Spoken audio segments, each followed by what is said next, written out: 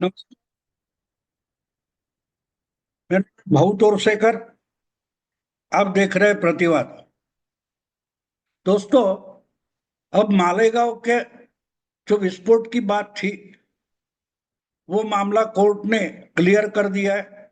साध्वी और कर्नल पुरोहित दोनों को कोई सबूत ना होने के कारण छोड़ दिया है। उसके बाद बहुत चर्चा हो गई। अभी 10-15 दिन हो गए। लेकिन एक बात समझना भी जरूरी है, और समझना इसलिए जरूरी है कि अगर वही गलती बार बार होती रही तो दुष्परिणाम बार बार होते रहते। और इसलिए कुछ लोगों को गलती से पकड़ा गया, सबूत नहीं है, ये मामला वहां नहीं खत्म होना चाहिए। मैं मानता हूं कि अगर इनके खिलाफ सबूत नहीं है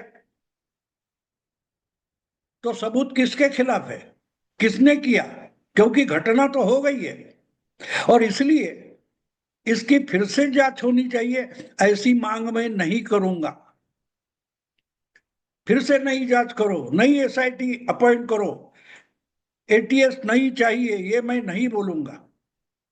मेरा मुद्दा अलग है। अगर ये निर्दोष थे और कम से कम 17 साल से इनको सताया गया, प्रताड़ित किया गया, 8 साल ये लोग दोनों या 8 जितने थे वो जेल में सड़ते रहे, उनको टॉर्चर किया गया, और बिना किसी सबूत के टॉर्चर किया गया। क्योंकि अगर जो कुछ बताया गया वो अगर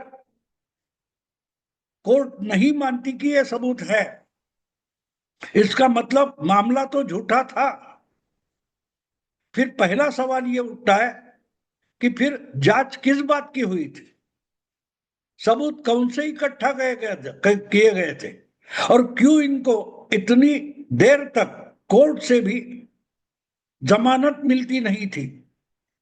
तो इसका कारण है, सबूत है, सबूत ढूंढे गए हैं, जांच सही तरीके से हो गई। लेकिन जांच को बाधा लाकर हिंदू टेररिज्म ये शब्द प्रस्थापित करने के लिए जो बड़ा घोटाला किया गया है, उसको उजागर करना जरूरी है।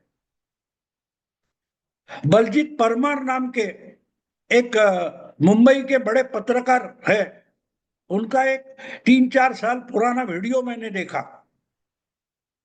वो मुंबई में डीएनए नाम का अखबार था, उसमें क्राइम रिपोर्टर करके काम करते थे, और उसके पहले से ही वो बहुत सारा काम करते थे। और इसलिए पत्रकार के नाते उनका पुलिस से और गैंगवर्ड से नजदीकी रिश्ता था, यानी खबरें वहां की वो देते थे, क्राइम रिपोर्टर थे।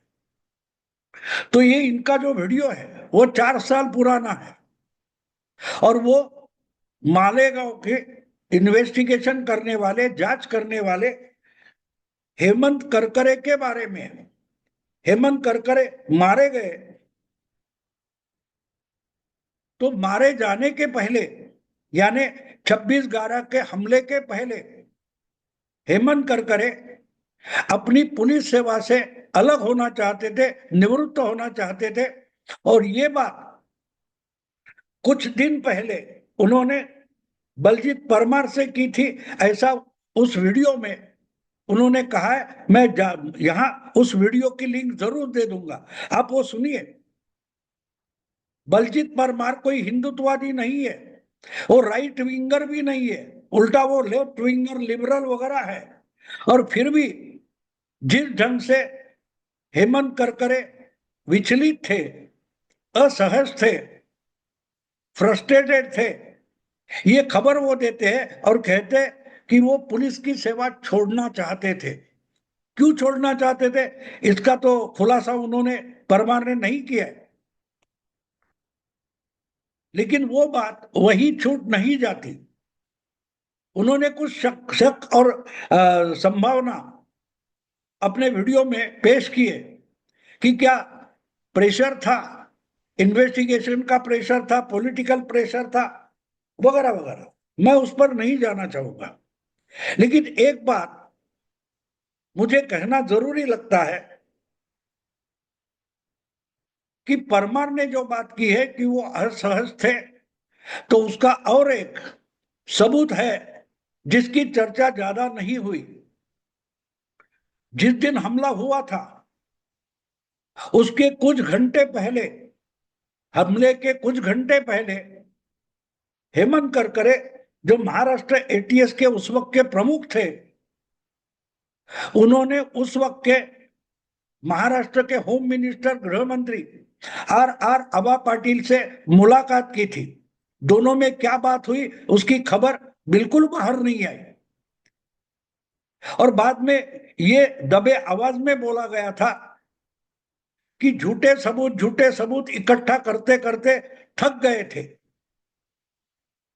और इसलिए वो एटीएस से अलग होना चाहते थे। अब ये जो दबे दबे आवाज में उस वक्त जो कुछ बात हो रही थी कि थक कर एटीएस छोड़ना चाहते, और दूसरी परमार की बात है कि वो असहज थे और पुलिस सेवा से ही बाहर निकलना चाहते थे। अब यहां कुछ बातें इंपॉर्टेंट बन जाती है कि जिस ढंग से उनकी हत्या हो गई, उसका एक कारण यह भी हो सकता है कि सबूत ना होते हुए भी ये जांच पॉलिटिकली चलाना और हिंदू टेररिज्म एस्टेब्लिश करना, ये जिम्मेदारी उनको अनबेरेबल हुई थी, और इसलिए शायद वो पुलिस से ही अलग होना चाहते थे, रिटायर होना चाहते थे। ये भी हो सकता है।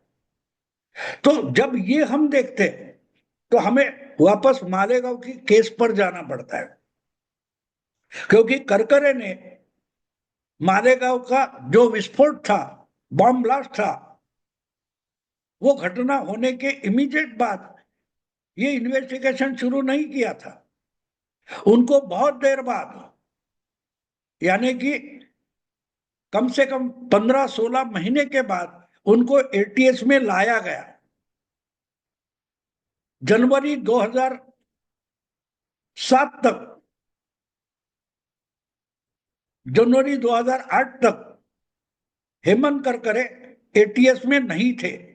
जनवरी 2008 में उनको लाया गया, और एटीएस यानी एंटी टेररिस्ट स्क्वाड जो था वो पहले से ही चल रहा था, और वो ही स्क्वाड एटीएस मालेगांव की इंक्वायरी कर रहा था, इन्वेस्टिगेशन कर रहा था। उन्होंने बहुत सारे सबूत इकट्ठा किए थे, और उसके साथ उन्होंने कुछ आरोपियों को पकड़ा भी था। सवाल यह है कि जब ये हिंदू दहशतवाद, हिंदू टेररिज्म की थियोरी आगे लाई गई, उसके बाद अचानक इन्वेस्टिगेशन का अधिकारी बदला गया, ऑफिसर एटीएस का बदला गया, और पूरी की पूरी इन्वेस्टिगेशन की दिशा बदली गई। एक आतंकी घटना का इन्वेस्टिगेशन करने के बजाय हमारे देश में हिंदू आतंकवाद है ये प्रूव करने के लिए इन्वेस्टिगेशन शुरू हो गई। ये बात समझना जरूरी है, क्योंकि कोर्ट से इनोसेंट, निरपराध साबित होने के बाद कर्नल पुरोहित और साध्वी प्रज्ञा सिंह, इन दोनों ने कहा है कि हमको षड्यंत्र रचकर अरेस्ट किया गया, और बार बार हमको पीटा जाता था, टॉर्चर किया जाता था, प्रेशर किया जाता था कि नरेंद्र मोदी का नाम ले लो, मोहन भागवत का नाम ले लो, आरएसएस का नाम ले लो। इसके लिए प्रेशर लाया जाता था, और बात साफ है, अगर प्रेशर लाया जाता था और तब भी ये जो लोग थे वो अगर कबूल नहीं कर रहे, तो इन्वेस्टिगेशन जीरो था। उनके मुंह से बात उगलनी थी। जिनको फंसाना था, मोदी हो या भागवत हो, जो कोई है हिंदुत्ववादी, उनको फंसाने के लिए जो षड्यंत्र बनाया था, उसी के तहत कर्नल पुरोहित को और साध्वी प्रज्ञा सिंह को अरेस्ट किया गया था। लेकिन इस मामले में दो बातें, एक तो मालेगांव का इन्वेस्टिगेशन, उसके एटीएस प्रमुख थे हेमंत करकरे, और 26/11 का हमला जिसमें हेमंत करकरे मारे गए। अब देखिए, ये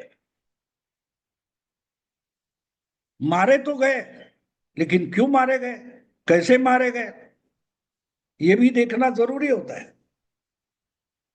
क्या उनके पास इतनी इंफॉर्मेशन थी कि अगर वो पुलिस सर्विस छोड़कर बोलने लगे तो बड़े बड़े नेताओं की खटिया खड़ी हो जाती? कर्नल पुरोहित ने एक बात बोली है कि ये सब शरद पवार के कहने पर हुआ है। शरद पवार ने भगवा हिंदू आतंकवाद ये शब्द का इस्तेमाल किया और फिर ये षड्यंत्र बनाया गया। और मुझे भी याद है, मुझे भी याद है, अलीबाग में, मुंबई के नजदीक अलीबाग में शरद पवार की पार्टी एनसीपी का एक शिविर हुआ था। उसमें भाषण करते हुए शरद पवार ने बोला था कि क्यों सिर्फ एक धर्म के लोग, एक मजहब के लोग हर आतंकी मामले में पकड़े जाते हैं, दूसरे धर्म के यानी हिंदू धर्म के क्यों नहीं पकड़े जाते? और उसके बाद एटीएस का प्रमुख बदला जाता है और हिंदू टेररिज्म की नई थियरी और नया एजेंडा आगे लाया जाता है। और उस तरफ से इन्वेस्टिगेशन करते करते सितंबर 2008 में, यानी जो मालेगांव का बॉम्ब ब्लास्ट था वो होने के 2 साल बाद आरोपी करके पुरोहित और साध्वी को पकड़ा गया है। और उसके कुछ दिन पहले बलजीत परमार जैसे सीनियर पत्रकार के साथ बात करते हुए हेमंत करकरे बोलते कि मुझे पुलिस सर्विस छोड़नी है। वो विचलित थे, वो अस्वस्थ थे, असहज थे, ये भी परमार बोलते। तो ये सब इकट्ठा लाकर हम देखते हैं तो उसमें कर्नल पुरोहित बहुत इंपॉर्टेंट बन जाता है। कर्नल पुरोहित आर्मी में थे, भारत की सेना में थे, लेकिन बॉर्डर पर खड़ा होकर लड़ने वाले नहीं थे। वो मिलिट्री खुफिया विभाग में काम करते थे। प्रसाद पुरोहित आर्मी में थे लेकिन खुफिया विभाग में थे। और पाकिस्तान जो भारत के खिलाफ हमेशा आतंकी हमले करता है, षड्यंत्र चलाता है, उसके धागे ढूंढने का काम वो करते थे। मुझे कुछ आर्मी के लोगों ने बताया कि प्रसाद पुरोहित इतने कुशल अपने काम में थे कि उनके कारण गुजरात के कांडला बंदर से लेकर केरला के कोची बंदर तक पूरी अरेबियन सी की जो सी लाइन है, हमारी किनारा है, समंदर का किनारा है, उस पर जो दाऊद या और स्मगलिंग के अड्डे चलते थे वो पूरे के पूरे कर्नल पुरोहित के काम से नेस्तनाबूद हुए थे। तो बात साफ है, बात साफ है। जो हमलावर समुद्री मार्ग से आए वो समुद्री मार्ग से मुंबई में पहुंच गए। अगर कर्नल पुरोहित मालेगांव कांड में जेल के अंदर नहीं होते तो क्या समुद्र मार्ग से ये 10 आतंकी मुंबई तक पहुंच सकते थे? क्या बोलो, आप बोलो।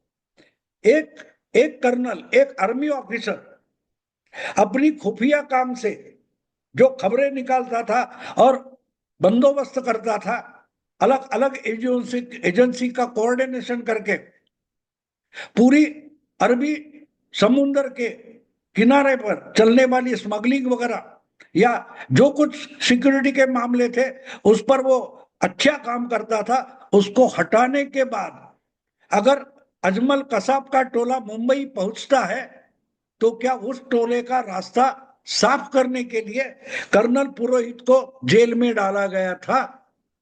ये सोचना जरूरी बन जाता है, जरूरी बन जाता है।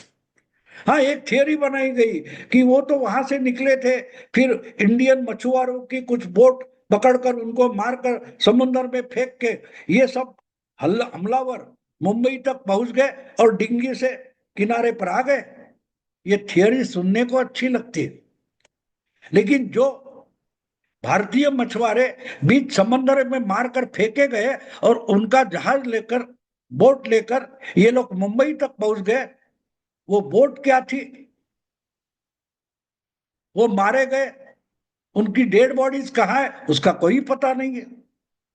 हाँ, लेकिन एक बात है, ये आराम से पहुंच गए और सब मानो कि मुंबई के ये इस ढंग से वो मुंबई भर घूमते रहे, किधर भी किसी को भी गोली चलाकर मारते रहे, क्योंकि उनका रास्ता पहले से साफ था, ये उनको भी मालूम था।